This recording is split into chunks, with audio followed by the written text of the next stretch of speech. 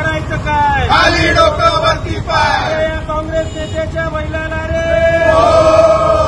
छत्रपती शिवाजी महाराज की जय.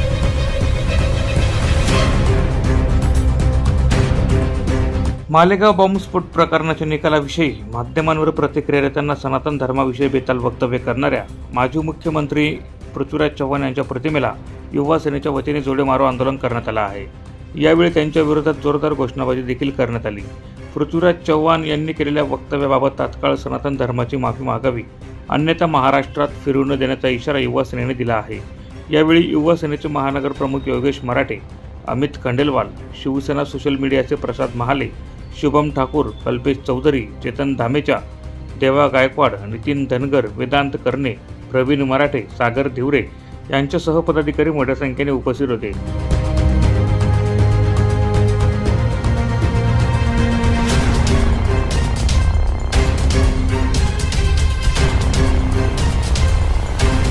प्रतिनिधी सुनील निकम, माझा महाराष्ट्र न्यूज, धुळे।